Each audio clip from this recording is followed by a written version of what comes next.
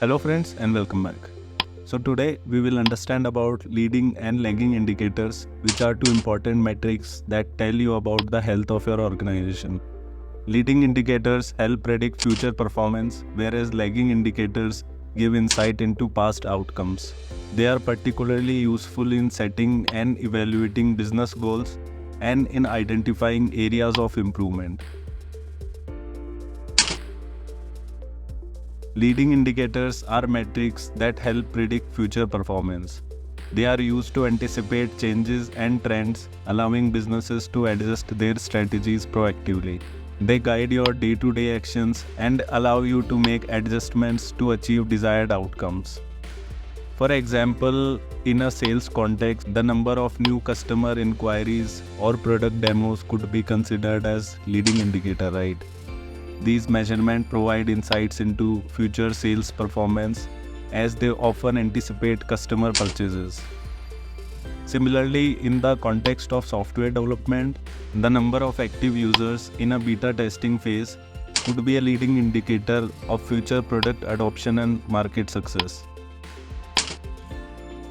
Lagging indicators, on the other hand, measure past outcomes, meaning it measures outcomes that have already occurred. These provide insight into whether specific goals were met or not. Some of the examples of lagging indicators include total sales revenue, customer satisfaction scores, or the number of bugs found in a software product. These measurements can be used to evaluate the effectiveness of past decisions and strategies, but they do not provide insight into future performance, right? So, which one to choose, leading or lagging indicator? The choice between leading and lagging indicators depends on the organization goals and context.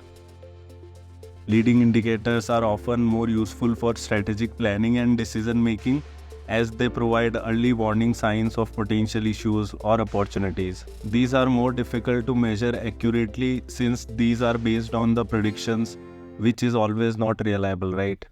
On the other hand, lagging indicators are typically easy to measure and provide a more accurate picture of past performance. But they do not offer insights into future trends since they are based on past performance, right? Practically, most businesses uses a combination of leading and lagging indicators to monitor performance and guide decision making. For example, a sales team might track the number of new customer inquiries, which is a leading indicator, alongside total sales revenue, which is a lagging indicator, to get a comprehensive view of their performance. Let's have a look at some more real-life examples of leading and lagging indicators. In context of sales, leading indicator can be number of new leads obtained. If lead generation is strong, it predicts future sales success, whereas lagging indicator is turnover for the last quarter. This reflects past performance and revenue outcomes. This can be turnover for your last 6 months or annually. For marketing, leading indicator can be CTR on an advertisement campaign.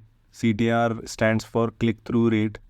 A high click-through rate suggests future success in driving traffic or conversions, while lagging indicator can be conversion rate, which measures past success in turning leads into customers, right? In terms of your personal goals, leading indicator can be running 3 times per week. If you consistently meet this goal, it predicts better overall health and fitness. While lagging indicator can be weight loss achieved over a month, it reflects past success based on your efforts, right? By understanding the differences between leading and lagging indicators and using them effectively, you can make more informed decisions, anticipate future trends, and improve your overall performance. So guys, this was all for today. I hope you found this video insightful.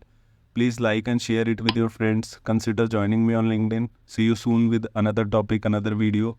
Till then, take care. Bye-bye.